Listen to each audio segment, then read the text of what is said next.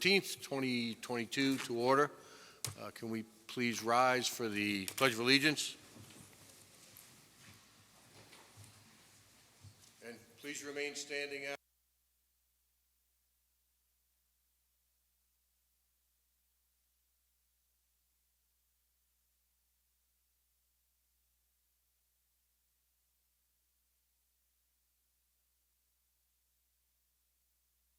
Last weekend, the town lost a very important person in our government, Mike Murphy, who was our ZBA chair.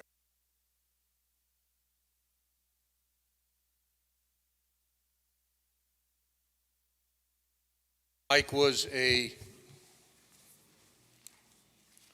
a big part of the ZBA when he came on in 2016. Within, I think, a year to 14 months, he was elevated to chairperson. He was a former engineer for the town, going back some time, and he also served on the planning board. He had a knowledge and expertise and was very helpful in guiding and mentoring those that came on the planning board.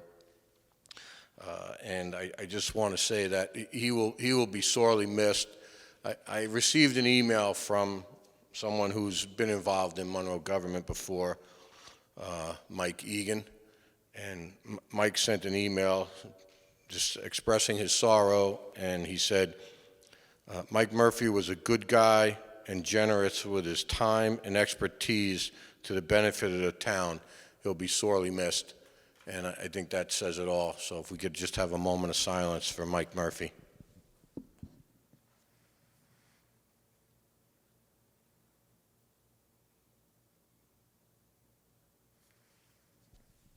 Thank you.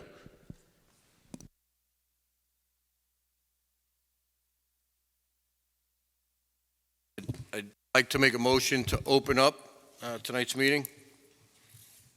Poole will second. Call the question. Bingham, aye. Poole, aye. Cardone, aye. Pancarello, aye. Good night. So moved. Okay, community announcements. Sal, you just want to touch on the food truck festival? Sure. Saturday, O&R Park will be our first food truck festival of the season. The weather looks good so far. Please come out and support it. We have approximately 20 trucks, 5 bands at our event, 3 local bands, including Hudson Blue. So come out and be part of this wonderful day. We usually get a big crowd, and we are honoring our Boy Scout Troop 440, who has been such an integral part of our community for years. So come out and support it. O&R Park, 11 to 7 on Saturday. Thank you.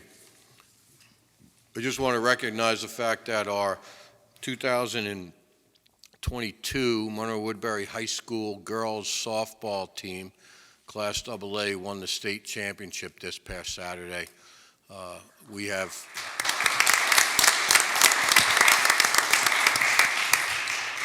I've reached out to Coach Penny Roberts, and we're going to try to acknowledge their accomplishment at our next meeting on Tuesday, June 21st. A great accomplishment. They were actually trailing in the 6th inning, 2-0, came back, scored 4 runs, and then held the opposition, I think it was Liverpool, in the 7th inning. So all good stuff for them. They had a nice welcome into the town, through the village, and then over to the high school with an escort of fire trucks and state police and local departments, Village of Monroe, Village of Harriman. So it was a great event. I think Woodbury, town of Woodbury was involved in it too. So all good stuff for them. Okay, some new business. We have a cash transfer that we'd like to get done this evening so we can get it into a higher bearing interest account. There's a number of funds that are listed on here, and the transfer number for the year is number 061322. It's for their $2,045,000 even, and it's going from our savings funds, some of our water district funds, into New York Class, which is an investment fund which is approved by the state of New York for municipalities to invest in. The interest rate, I'll give you an example. The interest rate currently is 0.4921 in New York Class, and in our bank accounts, we're getting 0.02. So that's a multiplier of about 25 times. So that's why we feel the need to transfer that money and make some additional cash for us. So I would like to make a motion to approve the cash transfer to the investment funds in New York Class of $2,045,000, and that's transfer number 061322. I'll second. Any questions? Call the question. Bingham, aye. Poole, aye. Cardone, aye. Ancarello, aye. Good night. Okay, so moved. Okay, go right to old business. If nobody has anything else to add. Okay. Rye Hill Preserve.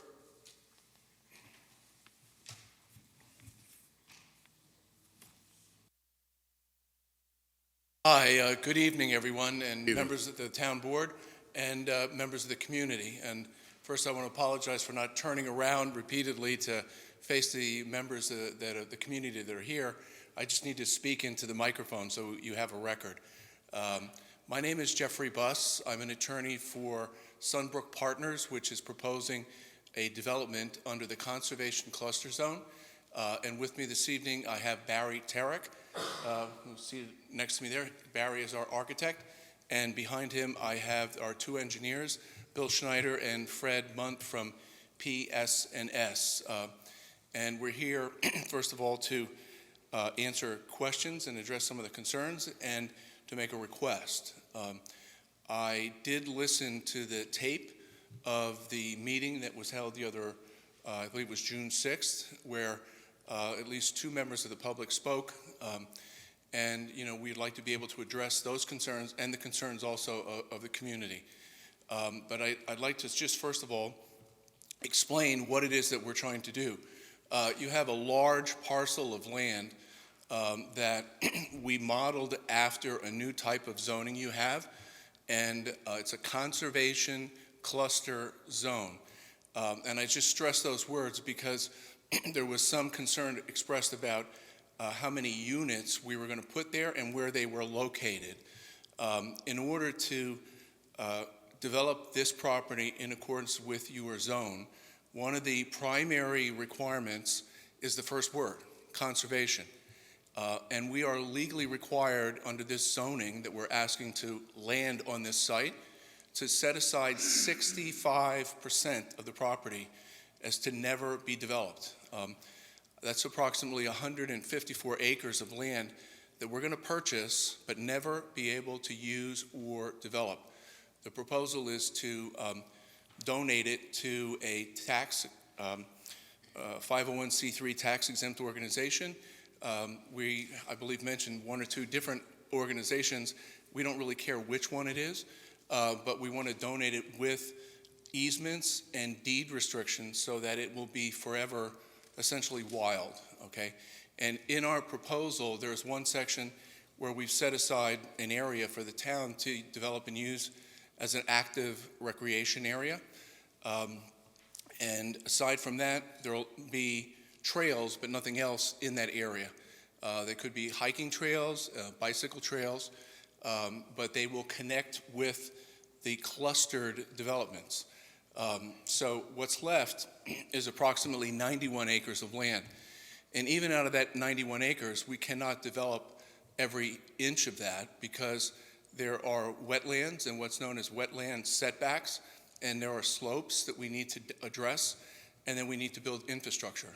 So it was very difficult to design and set forth housing on that plot. Under your zoning proposal, we're entitled to build 491 units. That was not our idea. We didn't pick that number out of the sky. That was the number that's in your zoning proposal, basically. And a number of years ago, the town conducted an environmental impact review and a study, which is how you came up with your concept of this conservation cluster zone, and it was based on this site. We tried as much as we could to actually fit everything into what you had already previously looked at and designed so that it wasn't a problem. We discovered there were a couple of pieces of information that had not been fully developed on the survey in terms of slopes and some other things, so it took us a little bit longer to put that together than what we thought. The proposal that we're making, though, once it comes and we filed it with the town board, it's a multi-step process. The town board's initial review is, I believe, limited to whether or not we've met the viable requirement of the zoning. If it just looks like we did, that doesn't mean we get approval to do anything. What you have to do then is refer it to the planning board. The planning board, with its expertise and its background, will take a much more in-depth look at our proposal, make suggestions, make recommendations, and then after a 60-day period or less, if they can do it faster, they will send it back here. When it comes back here, then the town board has to vote on whether or not the zoning would be appropriate, and you can hold hearings like this, and we'll participate and attend at all of those. At that point, the town could vote us down, or they could vote us approved for the zoning. That's step one, okay? Step two, we would then need to file a site plan, which is a much more detailed proposal, and that would have to go to the planning board, and we'd have to go through all the planning board requirements, including public hearings. If we get past that, okay, the next thing we need to do is apply for building permits. So this is a multi-step process, and what I wanted to do this evening was get it started so that we could get a review, and it would also give a forum for the individuals that turned out and the neighbors to come and express their concerns to the planning board. Listening to the comments that were made last time, there was a great concern with traffic, which is understandable because at least the two individuals that spoke live adjacent to the only access road that we would have to get onto this property. And there will be some traffic generated in their backyards. We'd like to address that and meet with them and see what we could do in terms of mitigating that traffic impact on them. Any noise requirements or shrubbery or landscaping or sound barriers or something, I don't know. We're open to anything that might make sense to the planning board and would be acceptable to the neighbors and would not interfere with the appearance of their yards and everything else. Another concern was the size of the building. We're entitled to have that many units there under this proposed zoning. The zoning, though, had a height limit, and we had asked for a higher building. The reason we asked for a higher building is because we want to minimize traffic, and we want to minimize parking, and we want to minimize that area that's paved over, which would cause stormwater or other things to run off. And we propose to do that by putting a lot of parking under the building. We also, when we came with the first sketch and the first drawing, I think the best way to describe it was nobody liked it. And they said it looked too bulky. And could you make it look more interesting and more architectural? That's all our architect needed to hear, and he came in with a bunch of ideas, but they involved building a peaked roof above it, which increases the height of the building even higher. In addition to the comments from the community, your town planner actually wrote up 27 different points and questions for us to address, and we responded to that. By the time we got the response back, that was a few days before your meeting last time. It was asked for us to come tonight rather than then so that the board members could have a chance to look at that. Having spoken to the town planner, looked at the town planning board and the town zoning requirements, I've asked the architects to see if they can redesign the building to make it lower. And I think we can do that. I haven't gotten final, design elements of that. One of the major things is we would probably have to eliminate the peaked roof and have a flat roof, which have to have a little bit of slope to it for drainage purposes, but that would take a significant amount of height off of the property. And I think the planning board is the right place for us to go through those criteria with the experts that they would bring into the process. We're also trying to reduce the parking requirement to all senior level parking, and we call it a conservation parking. And the reason for that is mitigating, air pollution, limiting traffic, reducing the need to pave and produce parking to try to keep the property as rural and rural and suburban as we possibly can. And so I think we addressed with as much detail as is required at this point the 27 questions that the town planner put forth, and I respectfully request that you refer it to the planning board where it would go through a much more in-depth review. So thank you, and like I said before, I'll answer any questions, or the architects and the engineers are here to answer any questions that you might have. I just want the public to be clear that, you've stated that you're entitled to 491 units, and that's just like every developer that comes in. I have 50 acres, I'm entitled to 50 homes. That doesn't mean that that's what will be approved. It could be, but I would say 95 times out of 100 that it's reduced. I don't know what that number would be, but that's always a possibility. So I understand. And I know you understand that. I just want the public to understand that. Yeah, I also was a little bit concerned because I reading and listening to, and I watched the video of the transcript, there was a lot of concern about, well, where did they come up with this number? And, I know a lot of stories of developers that are kind of well-known. They come in and they tell you they're going to build 1,000 units, knowing that they never could build 1,000 units, and they're trying to get a lower number.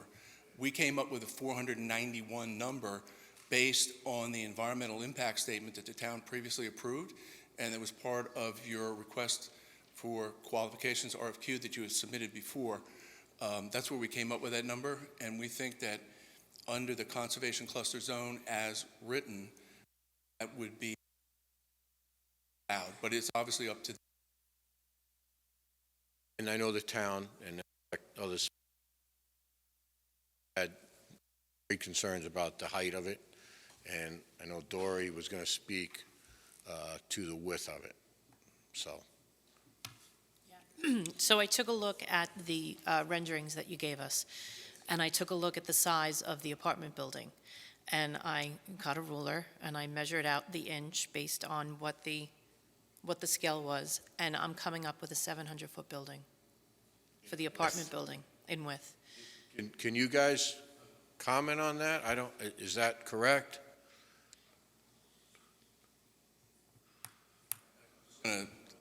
That's correct, but I'll defer to either Fred or Bill from our engineering firm to Because put that drawing together. when we took a look at the initial apartment building that you brought to us and we didn't like it, right? One of the comments that we made was that the apartment building needs to fit in with the rest of the area, right? And the building that you guys had first come up with, it didn't match the neighborhood. It stuck out like a sore thumb.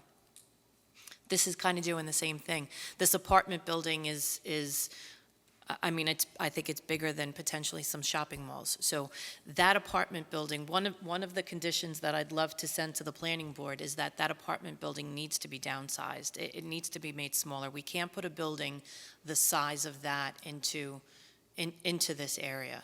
It would just, the shade that it would cast, the look of the neighborhood, it would just make. It just wouldn't look right. Part of our thinking in that, and I'll defer to the engineers, when we tried to lay it out with roads that you'd have to build on site and with parking requirements, even with the underground parking, splitting the building up into different pieces, it actually took up more land and there wasn't enough space for it. We also wanted to keep it as far from the property line as possible, and there's a 75-foot setback requirement. I think the closest as this building comes to any particular location is 115 or 114 feet. In some places it's 300, in some places it's 500 feet from some of the neighboring houses. And I I realize this is a higher elevation, and we've tried through filing these visual impacts to show, what you would see if you were standing in the street, what you would see if you were standing in somebody's house, what you would see if you were on the second floor of somebody's house. I know the architect put together some drawings also at the request of some of the community about a winter view, because we hadn't done that before. But from what we're looking at, it is not such a big, ugly eyesore. I've seen, I don't want to accuse somebody of something, but I've driven around your neighborhood a lot. I've seen one or two buildings that I think are really kind of like in your face. I don't think this is what this building is going to be, even though it is large. I don't know if I'm still very concerned, so I'd like for that to be included in the conditions the possible conditions that we set forth. Yeah. just if you consider it, be element of that.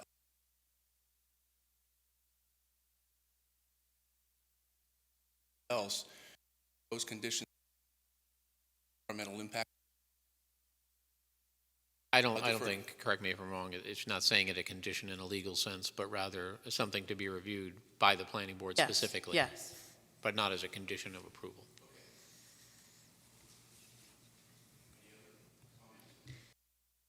Up with the.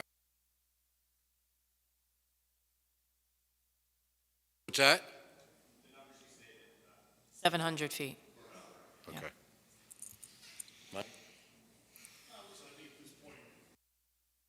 I think at this point, we should open it up for public comment, and then, myself personally, I would probably reply after that. Unless you want the comment first. Oh, no, I mean, unless, I'm going to wait. Listen, the only thing I'll say is just, again, some of you excuse were me, here. can people refrain from talking? Because we can hear it. Yeah. Thank you. Listen, just to kind of recap, some of you people, some of the folks were not here at the meeting on the 6th, but, this has been going on since August of 2018. And this property, just again to recap, was all individually owned parcels that in February of 2016, when myself and Councilman Cardone, or then Councilman Cardone, came on the board, flipped over the course of a couple of days and were owned by one owner. We then had a moratorium put into effect, not because of that, but because of just general, hadn't been done since 2005, and there were a number of other issues that concerned us with the way development was being carried out by the previous town board, that we felt that we had to really do a moratorium and redo the master plan, which we did in an 18-month period, which was pretty amazing at the time to get that whole process done in 18 months. The planner did an amazing plan that really looked at protecting the character of the town, and in 2018, the plaintiffs approached us and looked for a way to work through this lawsuit where we were sued as a town, but also individually as private citizens. So, just we went out with an RFQ, as Mr. Buss told you, trying to find a suitable developer that could develop it based on the CCR zoning that our planner and the town board approved after, again, a lengthy process of doing SECRA and everything else to get to that point, with public comment and people here, members of the community coming in that lived in the area, that because that was the test case, Rye Hill Road, that wanted to make their voices heard. And we considered those before we finalized the law. Out of the proposals from that RFQ, the best that we had so far was the one that came from Sunbrook here. And, some of the benefits, just to kind of, go over them, there's a strong senior housing component in this, which I believe is, well needed in this town. It's supported by market studies. There's also a workforce component. Something that we really saw that we needed to do was try to keep try to keep our teachers, cops, firemen, ambulance corps people here in town. And that was an important thing that we wanted incorporated into that law, and we did get it put in there. Probably the most significant part of this is the conservation easement, or the conservation part of it, which 65% of that property remains forever free or forever undeveloped. And the Orange County Land Trust is one of the entities that they have a long time track record of stewardship of open space and preserved space, and they said they'd never seen a town do something like this, come up with a plan that would so preserve that amount of land, and a lot went into this. This is not something that we came up with, willy-nilly. Like you said, this has been going on since 2018, and it's had a lot of public comment and a lot of public input on it. Just in closing, probably the other significant part of this is it offers watershed protection to Mumbaisha Lake, which serves as the primary reservoir for the town and the village, along with a series of wells, but that's it. Basically, that whole top of Rye Hill down to the lake is going to be forever preserved, which is substantial any way you look at it. And of course, it's the tax revenue that will bring to the town, which will keep everyone else's taxes stable. So again, I ask everyone to think about this and think about just again, this has been a process that has been going on. It's been transparent. It's been open to the public since 2018. So just please, as you do your comments, please keep those things I mentioned in mind. I know everyone's got concerns about it, and please feel free to voice them. But I just want to let you know this was not something that came out of the clear blue. This is something that's been a long time in the process. And in addition to Councilman McGinn's comments on the stewardship by the Orange County Land Trust, they were involved in the process in getting us to this point and working around the details associated with the preservation of the property. They actually sent representatives out here on multiple occasions to go out, walk the property, and do a quick survey and analysis of it based on the representatives that came out and walked it. I did walk a good portion of the property with them as well. So there are some preservation characteristics up there that were extremely appealing to them, and I think that's really what led us to where we are today. So I guess do you have anything else to say? One comment, and then I'm going to step back so people can make comments, and if they have questions, we're more than happy to address them.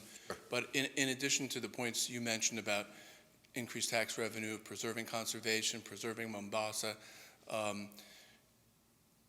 our agreement with the current owner is that if we buy this property from them, they have to drop their lawsuit against the town.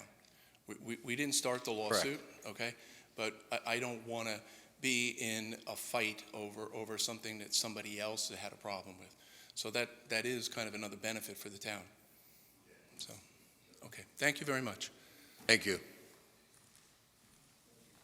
Okay, we'll open up the public comment. Just so everybody understands, you will have 3 minutes each to speak. We will have the timer on the screen, and I hope that you respect those 3 minutes this evening. Supervisor, I might suggest that if there are questions, rather than having back and forth to the podium, that the public ask the question and Mr. Buss and his professionals can take note of them and then address them at the end. At the end. Okay, first speaker. Maureen Richardson.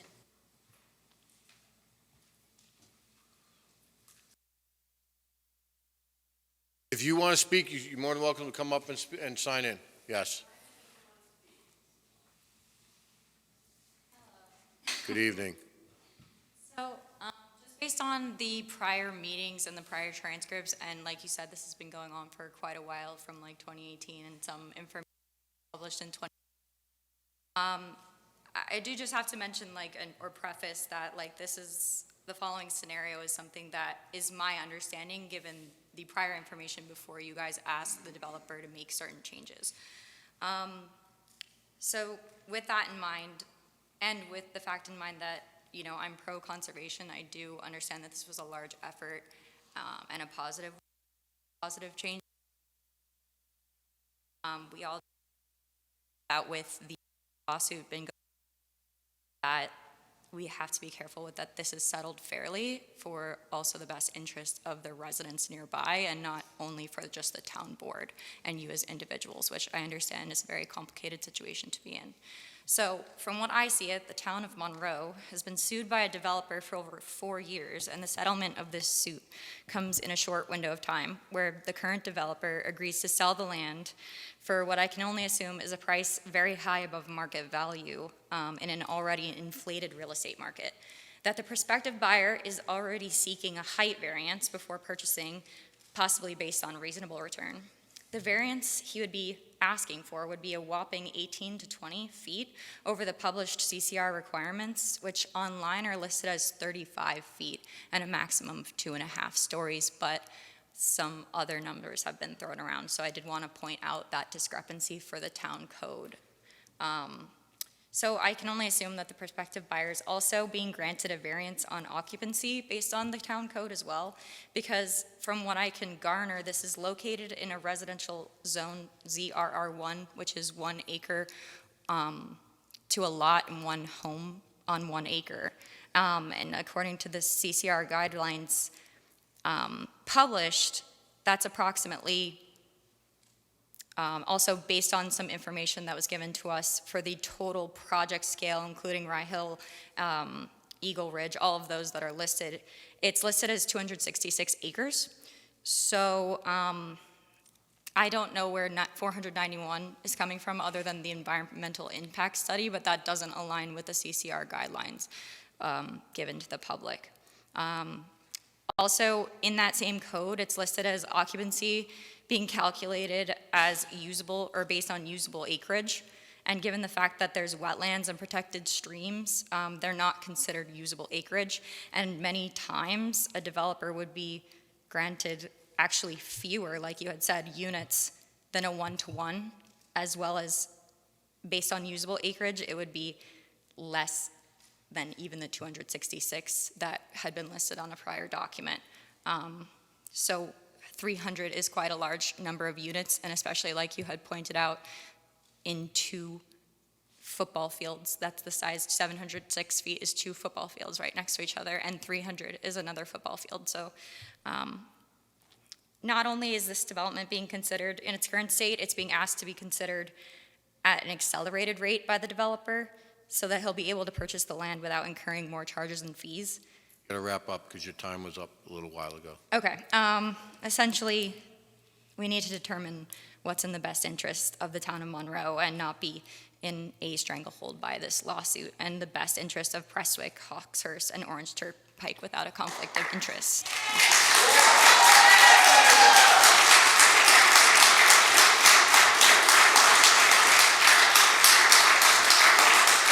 Next speaker.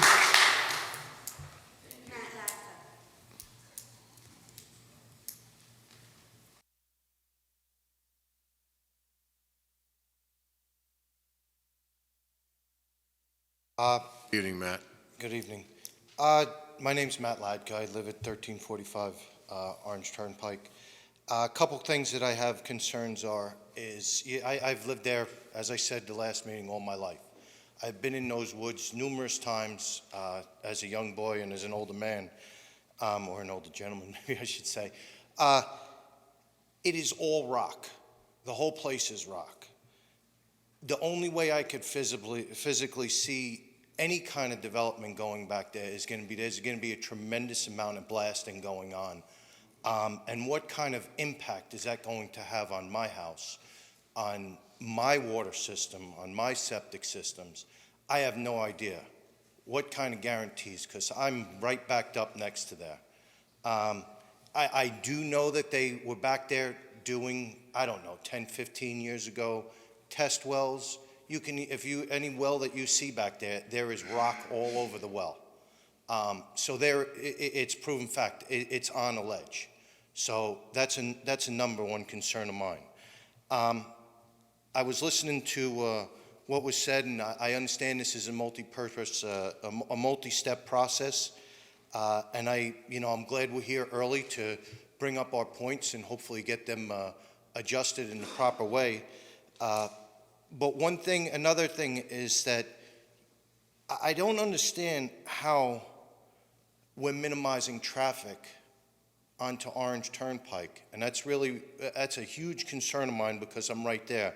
How are we minimizing traffic by putting garages or roadways underneath houses? It's still going to be 300 to 600 cars accessing Orange Turnpike.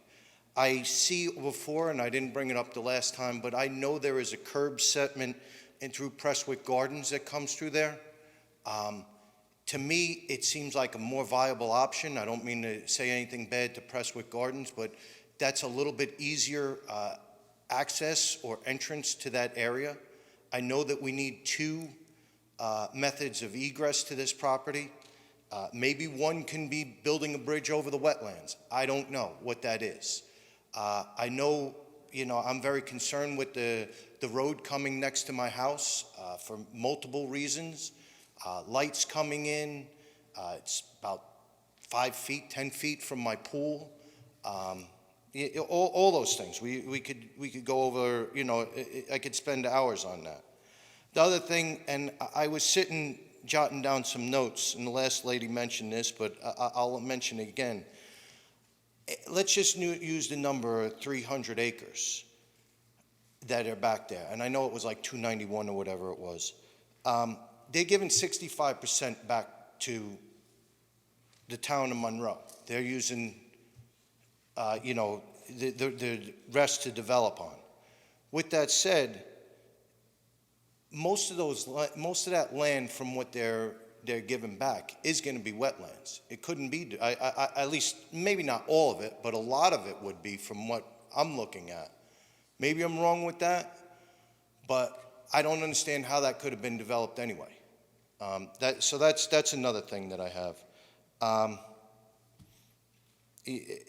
I guess that's about all that I wanted to bring up. I mean, I stated all my stuff before about the Orange Turnpike, and I'm still looking into a couple other things. So. All right, thank you. Thank you, Matt.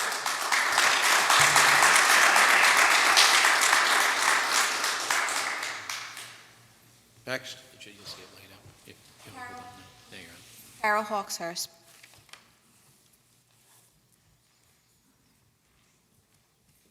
Hello again. I'm Carol Hawkshurst, 6 Hawkshurst Road. There's a lot of things that I'd like to bring up, actually more specifically to my house, which I'm not going to bring up here, but could bring up to possibly the developer or the engineer, the developer's attorney. I would like to view the master development plan. I also noticed there's a number of roads on this project, and it would impact the wildlife habitat. So I would like to, again, bring up, like Matt and I brought up last time, the concern of where the road is going out to, that you have going behind both my house and Matt's home, with the dangerous curve, and the terrible sight distance. I know I already brought that up. I just wanted other people to know our concern. The stormwater pond that looks like it's near or on the wetlands, that's down by my vacant lot property. I just was wondering about that pond. It was very close also to the road, the proposed road that would be going there. So the structures, I was told, because I emailed the developer's attorney, I'm sorry, your last name? Buss, sorry, thank you, Mr. Buss. And he did reply to me Friday, late afternoon, because I was asking how far Matt's and my house are from these structures. And I didn't know if that was from the answer that you gave is the back part of my property line or the front part? You know what I mean? Like the one closer to my house or the one that's really farther that would be closer to that apartment? Because I think it's pretty close. So I just wondered if you can find that out. All right. I said I wasn't really going to bring this stuff, but I am. The way the road is configured, just like Matt said, the headlights are going right through the whole back of my house where I have my outdoor patio and inside my bedrooms, bathrooms, TV, great room. I mean, it's a nuisance to the residents who are nearby, this project. And I wanted to... Again, I didn't get a copy of the traffic study that I requested and the dates of the traffic studies, because I would like to request that if that's possible. There are a lot of federal wetlands behind our properties on Hawkshurst Road. This building is proposed to be put on top of a hill, sloping downward toward our homes. There will be a lot of runoff at the bottom of the hill. Plus, by removing the trees that would absorb the water could cause flooding, and I believe that was an environmental risk on the website for the environmental, whatever, the DEC. And I also think it's going to disturb the wetlands. So there's also the northeast long-eared bat. I saw that was being looked at and when it would, the building would occur. But they are a threatened species in the process of possibly becoming endangered. And that's very close, I believe. They live in this habitat, and taking away the trees is threatening their existence. And thank you for bringing up about the apartment. I think not only, like you said, the width of the apartment complex, but the height also is a great concern. Having a flat roof does not go along with the aesthetics of between two residential lots. And one, it's like up here, and we're down here, and you're gonna have this tall building. It just makes no sense to me because that wasn't what was proposed initially. We didn't know this to be Rye Hill Preserve. We knew it, as I said, Eagle Ridge. How would we even known there was meetings going on about this? I mean, Rye Hill Preserve, I wouldn't know that that's something involving behind my house, as I knew as Eagle Ridge. We also didn't know about the CCR zoning, again, because that was saying Rye Hill. I happened to look. When my father passed away, the property behind me was owned by him, and I was doing a little investigating and finding out more about the property that was around it, and that's when I came across that this proposal was happening with Eagle Ridge, and where there were only going to be single-level townhomes on our side, and on the Rye Hill side was going to be single-level apartment complex. And again, that's not between two residential homes, developments. You could put trees in the front and I'm not saying for Rye Hill to have it, but I mean, you could Carol, cover you're going to have to wrap up in about 15 seconds. So I'm just saying, the Rye Hill, I don't know why that was all changed. I still don't know the answer to that. And also the rendering, Mr. McGinn, you mentioned in May, you asked at the May meeting when I was there, for the rendering of what it would look like from Hawkshurst Road and Orange Turnpike. I still haven't seen that, and I also want to see it, again, not with leaves and trees, because of course it looks great when it's all blocked. I want to see it, please, with in the wintertime when there's no leaves on it. Thank you. Thank you.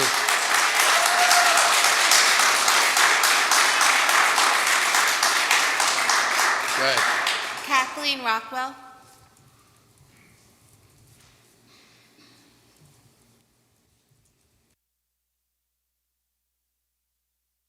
Evening. I'm here to talk about heritage, to talk about what this land means to me and to so many people that I know. I love the rocks. I love the rocks. The rocks are sacred to me. And to think that they'd be blasted out, that they're going to have 300 massively wide units, they're going to clear-cut trees. I think that it's really getting your priorities screwed up to think about this, because What is the future? Think of the beauty of this land. It's gorgeous. Think of people's children. If you don't have children, think about your your nieces and nephews, or the heritage of this. The New York State Federation of Lakes has millions and millions of dollars to give to land preservation. They presented at last year's meeting of the New York State Federation of Lakes, the DEC made a special presentation for 25 minutes telling people, imploring people to apply for these grants. I don't care if a developer thinks that we're taking our time with this. Take your time.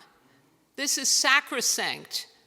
What are we kidding? I mean, this guy wants to make money, that's nice, but, we don't have to rush for him, even if we didn't go to earlier meetings, maybe even if we didn't know there were earlier meetings.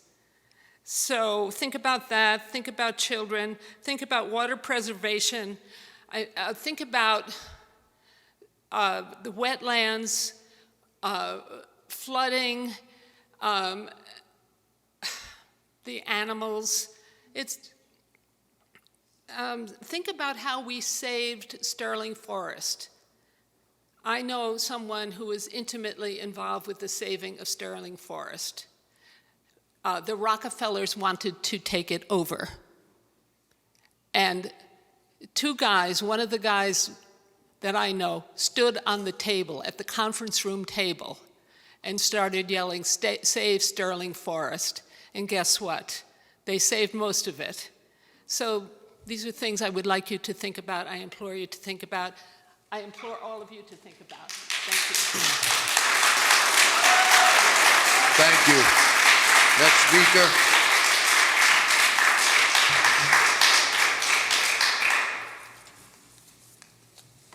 Greg, I can't say your last name. Barbarino. Thank you.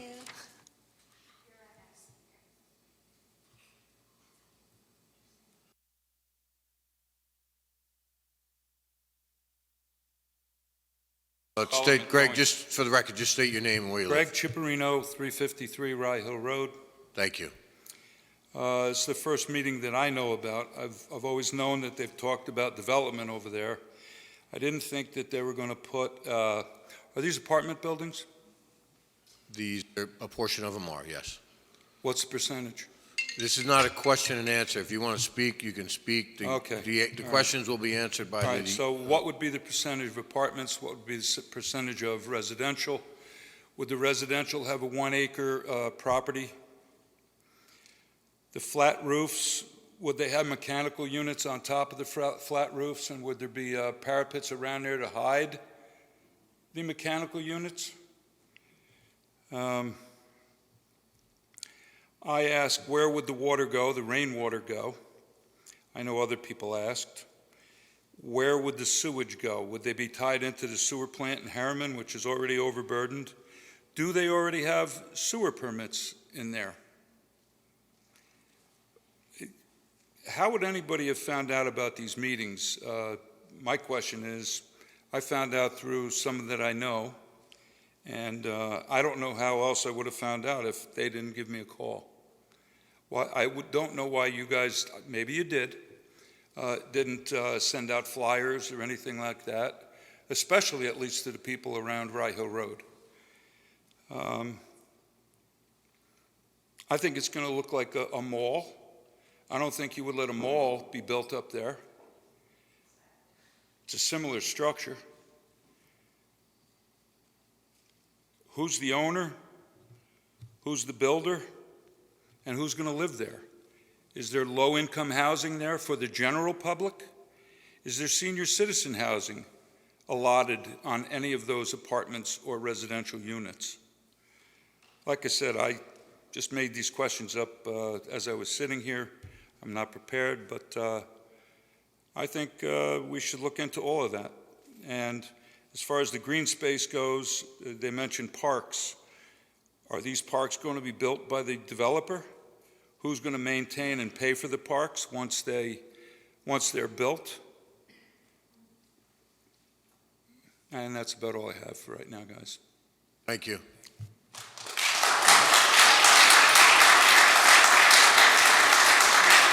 Next speaker. Liam?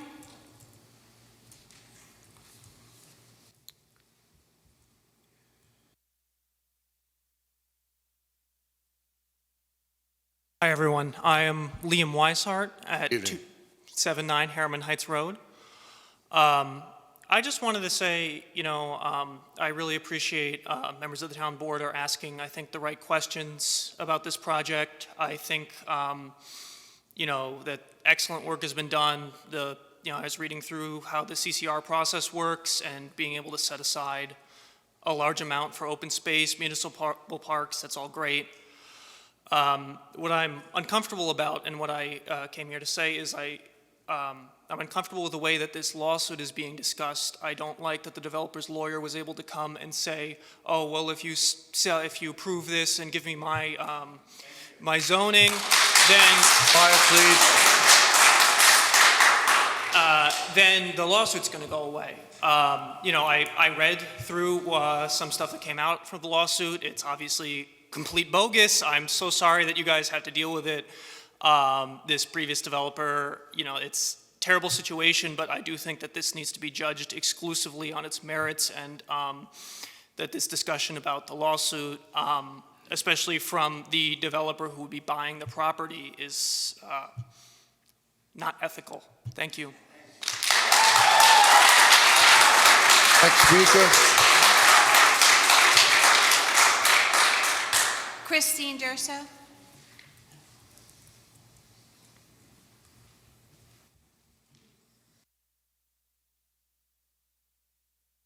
I'm Christine Durso. I live at 39 Brookside Road. When I first moved up to Monroe with my family, more than 20 years ago, we moved into Ludlam Road. And one of the things that we loved about that area was just the beauty of it. But you've had plenty of people talk about the beauty of that area, about the wildlife in that area. One of the things I'm going to talk about is the things that have been going on in the Monroe area that have a deeper personal potential problem. My husband and I, as well as 5 others that I know of, have been diagnosed, and I'm sorry, I have a problem, with a very rare autoimmune disorder. So rare that it's 1 in 500,000. Okay, my husband and I were diagnosed within a year of each other. Something from the environment is impacting our health. It is impacting my health to the point where I am going to actually be retiring based on disability a week from today. Something is going on in Monroe that is affecting the health of the people that are here. And you cannot tell me that the unmitigated growth that has happened is not actually killing the members of our society. And that is a really big deal. So, you know what? Let them have their lawsuit. We as residents will support you through that. I would rather not settle a lawsuit because you gave in. I would rather lose it because it was the right thing to lose, and we should fight for it because it's the right thing to fight for.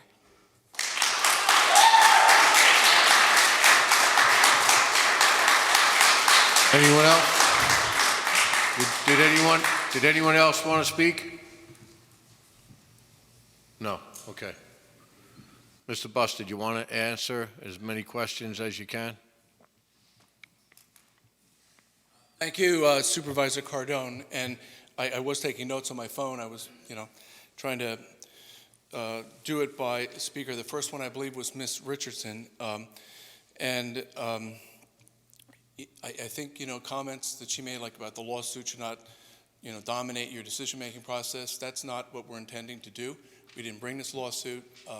That is a policy issue, not something that I'm really here as a developer's counsel to address. She also mentioned opposition to the height variance. I've heard that from, I think, every speaker, and I heard it loud and clear from the town board.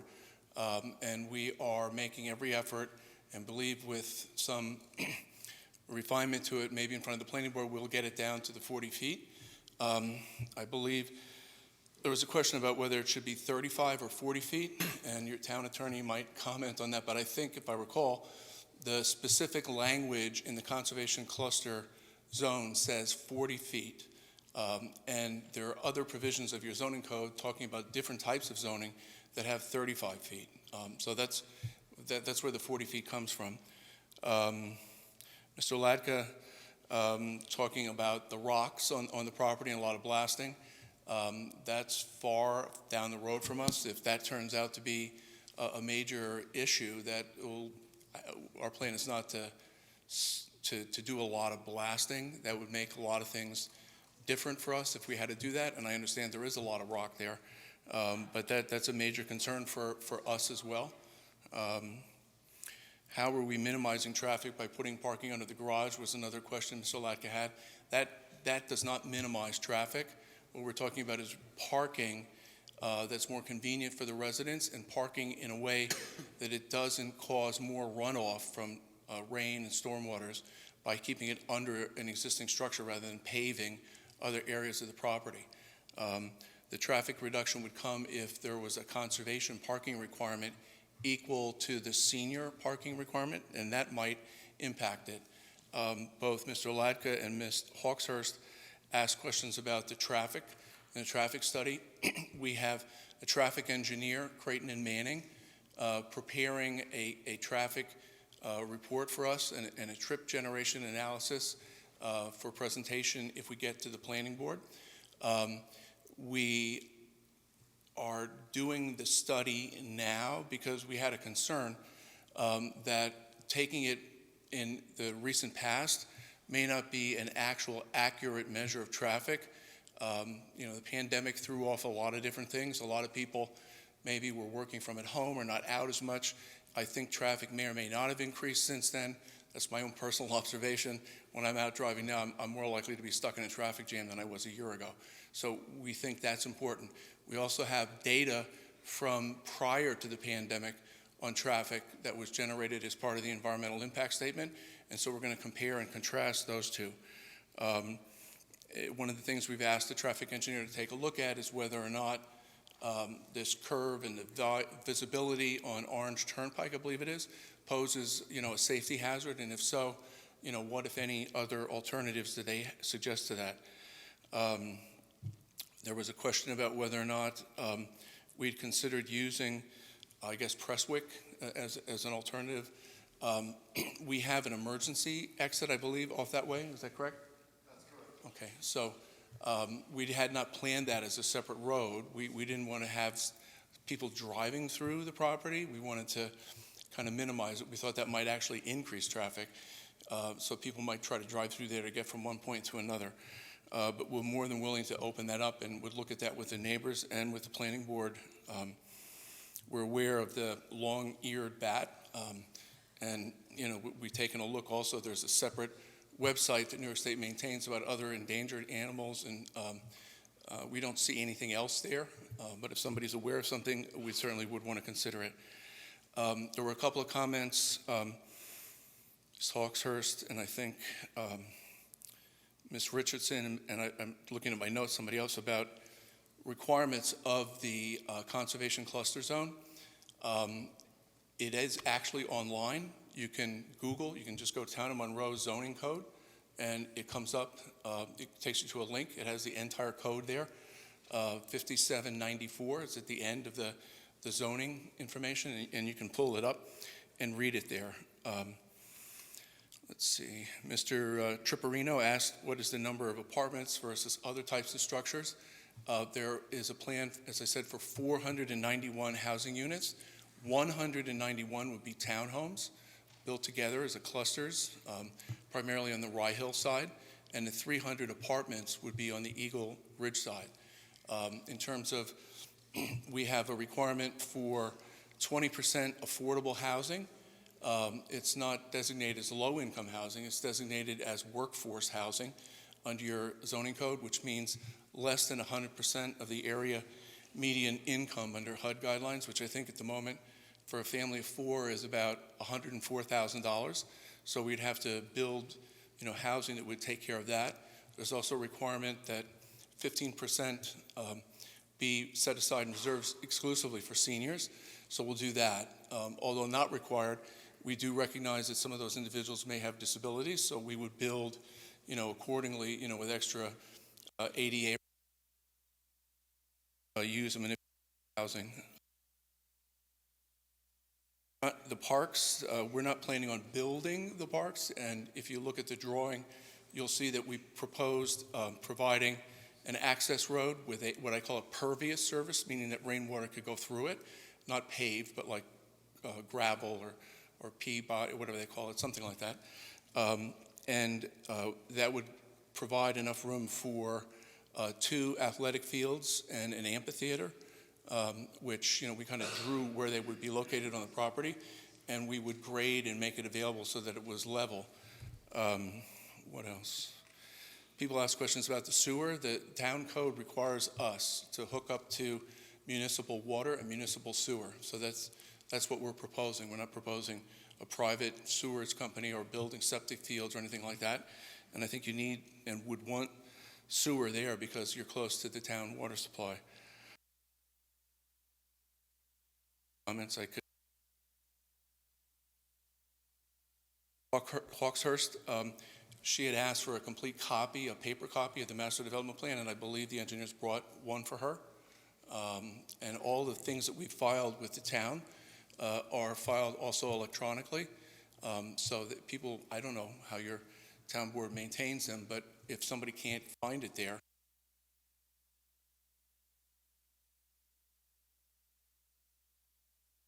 a number of people ask questions about stormwater runoff. We spent a lot of time taking a look at that. That's why we have retention ponds. That's how they're designed to deal with that, and that's why we try to restrict parking and minimize the roads. And the interior roads would be built in as required by Article, I think it's 63 of your zoning code, town road requirements, and wetlands. We remapped the wetlands with an updated surveyor and went out, and everything we're proposing to build also includes what's called an adjacent wetlands barrier, so we're far back from it. I think there was one comment that questioned whether or not the conservation area was primarily wetlands, and I don't believe it is. I have the map here, and you can see it if you want to take a look at it. It shows exactly where the wetlands are, and most of it is wooded and forest. So I think that's all the comments that I could address. Thank you. Thank you very much. Thank you. Town board, anybody have any comments? So I have some comments. I'm a little concerned with the 30-year limit on the apartments being affordable housing. I don't know how you picked that determination. It's on page 6 of your petition that I received, so maybe if you could explain that. And you also have no more than 20 of the units are going to be more than 3 bedrooms. Again, I'm assuming those are mostly going to be in the townhouses. They're not going to be in the apartments. There was an agency you listed that was going to oversee the affordable housing. And I don't think they cover Orange County. I think it's more of a city agency. Once I find it in my notes, I'll read you the name. But if you wanted to answer those 2 concerns I had. Okay, the 30-year requirement came from the zoning code. That's why we picked it. If it would have said something different, I would have put that in there. But that, I believe, is a requirement I saw in some of the town materials or the zoning code. The apartments are 1 and 2 bedrooms. The 3 bedrooms are townhouses. We haven't actually designed all the parameters of the affordable housing program, but we're also required to have some mechanism in place. And what I suggested was that if we get certain benefits from New York State, that the state agency that used to be called Division of Housing and Community Renewal, which is now called HCR, is a state agency. It's actually got 5, I think, different agencies all blended into it. They supervise a lot of the affordable housing programs in New York State. And that's why, I'm very familiar with their programs because I have other clients that participate in those programs with them. And so that's why I suggested we'd either try to structure something through them or something similar to what they already have in their regulations. And that leads me to the name, which you mentioned before. But isn't Pathstone the one that services Orange County? You said there are 5 agencies blended into it, but I think What agency, what? Pathstone? Okay, so maybe that would be something we could look into a little bit more. Most of the other concerns were met. The other thing was, we had discussed, I think it was at the first meeting, Water District 1. I did not see anything that led me to believe you would be sectioning off a portion of your parcel to be used for a pump house for Water District 1, which is what this project would fall under. So I don't know if that was, you're still in the conceptual stage, or it's something you haven't really looked into yet. I'd have to defer to the engineers if they haven't answered that, but at this stage of what detail is required, that was more detail than what we needed to actually plan and draw. Bill, do we have something on that yet, or? No, we don't. As you said, we're still in the conceptual stage, but we will make sure. Then environmentally, the northern brown bat, the brown bat. Long ear. The long ear. So that may be the only other comment I have regarding the environmental section. In your EAF, you said the Village of Monroe Police Department would be the agency servicing. I live in the town. I have never, ever had the village come to my house or any of my neighbors' houses for a matter that would involve the police. It's the state troopers. So I hope that would be updated. Yes, it will be. I apologize for that. Okay. And if anybody else has questions, I think that'll about do it for me for right now. Thank you. I don't have any further questions.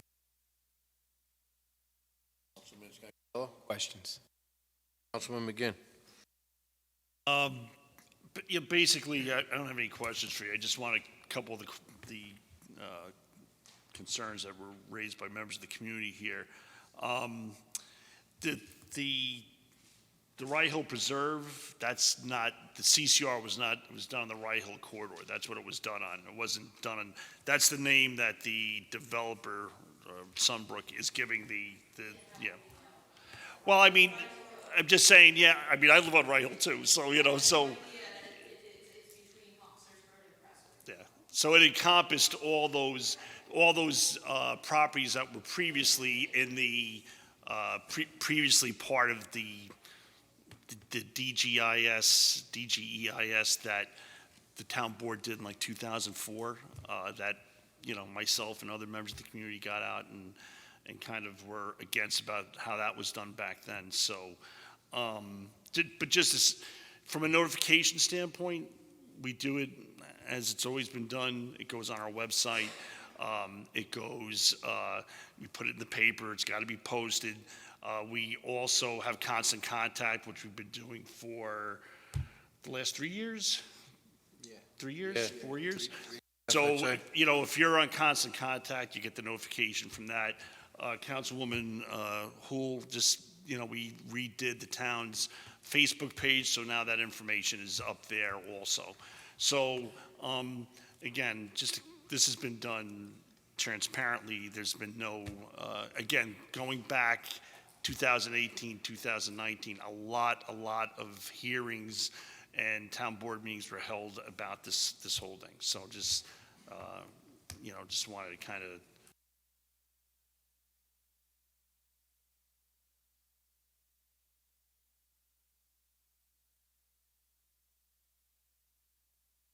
You step up to the mic, give us your name,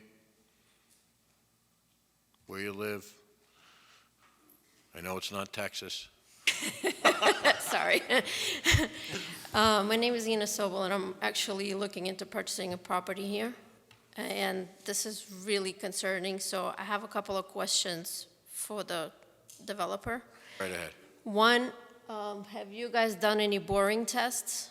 Because you mentioned that you're not planning to do any blasting or not much blasting. So what would you do if where you propose to put the building, it's all rock? Where would you move it to? The other thing that they mention is that the roads are going to be permeable to the run, so they can accommodate the water runoff, where is that water going to go? Where is it going to be running off to? Also, I would like to know whether is there a relationship between the current developer, current owner, and the developer or the future owner.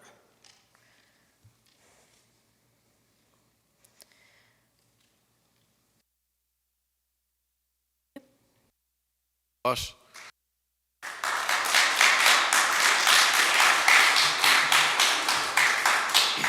So I heard three questions there. First, there's no relationship between Sunbrook and the current owners other than a contract where we've signed and agreeing to purchase the property from them.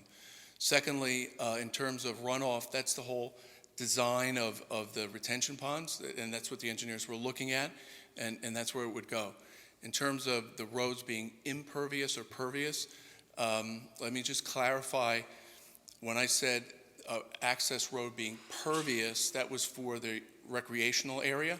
And when I talked about the interior roadways, they have to be built in accordance with the town code, which requires them to be paved. So those would be paved, and that would increase runoff, but that'll go into the retention ponds.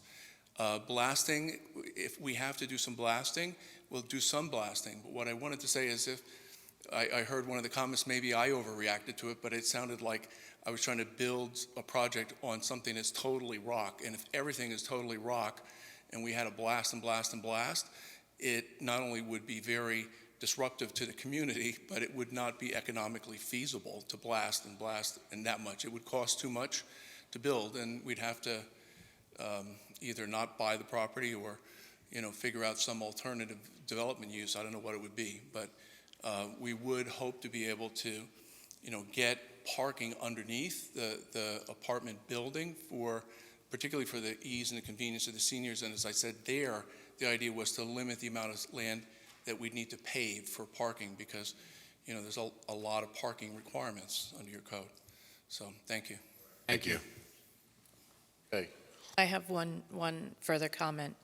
You can sit down, Mr. Buss. Thank you very much. So everyone has brought up some really, really great questions, and they've brought up some really great points, most of which would be addressed by the planning board. The way that this process works is we take this project with all of your questions and all of your comments, and we would send it to the planning board where there are people who can actually answer them, where the requirement to do boring tests on the property to understand what is in the soil, where the traffic studies would be done, where the wetlands would be examined, where the wildlife would be examined. This board here, that's not our purview to answer, or to even, we don't have the engineers with us to be able to do those things. That's tied to the planning board.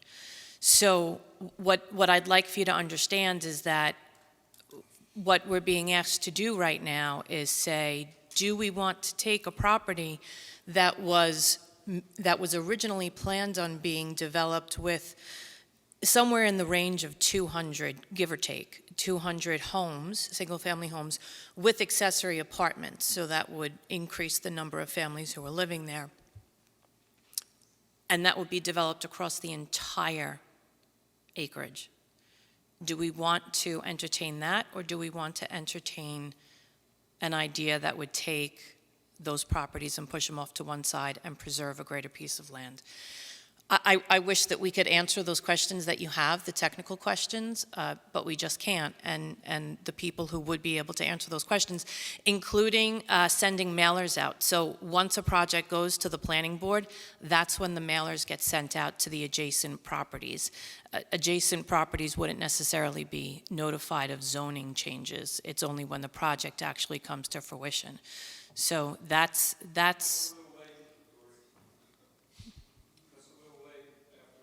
All right, well, go ahead. So- Anything else? So I think we need to get some serious answers on these issues. Okay.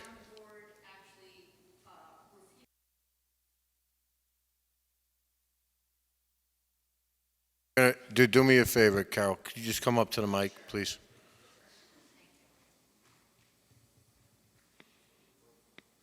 I'm just wondering, can the town board, because I don't know how this really works, could you say, because there's a lot of points being brought up tonight, and I know it does require the planning board, town engineers to really look at that. You're not an engineer to really, but if you let it go through, that's because you're approving to say it's okay to go through, or no, you're just saying. No, so planning board- here's what we're doing. We're approving to get all your questions answered by experts, not by us, because we are not experts. It's going to go to the planning board. The planning board could make a recommendation to the town board, and then the town board at that point can deny or approve it. So we're giving the applicant an opportunity, just like everyone has an opportunity to speak tonight. They have an opportunity to go before the planning board to present their case. And it's not too late to do this. This is the initial part of the process. And like we have said in the past, there will be public hearings where everyone in this room and every member and every resident of the town will have the opportunity to speak and voice their opinions. There have been conversations, though, already, right, that where the height, you guys have made some suggestions already, because you know what the CCR zoning is. So, Yes. okay, all right, thank you. Thank And as you. far as that site development plan, I saw I think it was the old, now you have two buildings, so before it was one apartment building. But I just wanted to. Do you have them here tonight? If you have them here tonight, thank you. Okay. And Mr. Buss, thank you for, you did share information with me, so thank you. Okay. Counsel? I just want to reiterate something you said, just so everyone's clear. Actually, 2 points I wanted to make. One is, just in case anyone misunderstands, Mr. Buss and his representatives are not part of the litigation. They're not the attorneys or the developer involved in the litigation. Secondly, the process right now is only a question of referral to the planning board, not for a site plan process, but only for a report and recommendation that comes back to the town board. And then the town board makes a determination after a public hearing, and there would be a public hearing, as to whether to apply the CCR zoning to this parcel. So what's going on tonight, just so you're clear, is not sending this to planning board if it goes there for site plan. This is only a question before the town board of whether to have the planning board give its expertise, its recommendation back to the town board, and then there'll be another phase where you would have the opportunity to be here, speak at a public hearing, and even if the town lands the zone at that point, there's then the site plan process, which also has the public hearings where many of these specific environmental and other concerns will be fleshed out and presented in much greater detail. And I'm not saying what's going to happen, but that's just the process, assuming it moves forward. Thank you.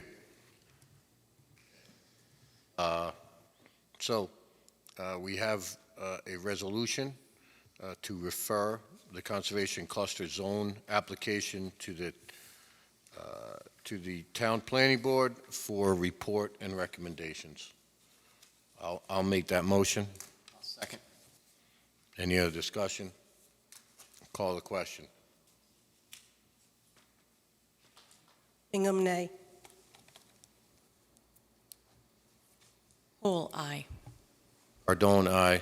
Scancarello, aye. Again, aye. Okay, so moved.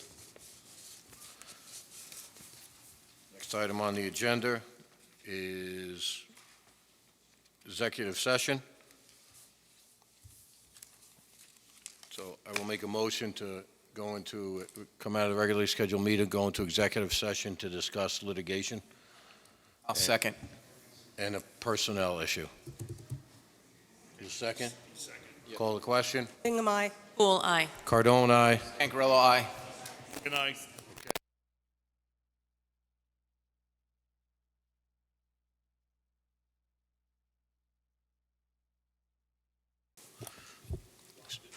Speak into the mic, George. All right. All right, thank you.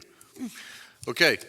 I'd like to come out of executive session and return to the Town Board monthly meeting of June 13th, or special meeting. Bingham to second. Call the question. Bingham, aye. Hall, aye. Cardone, aye. Scancarello, aye. Aye. Okay, so moved.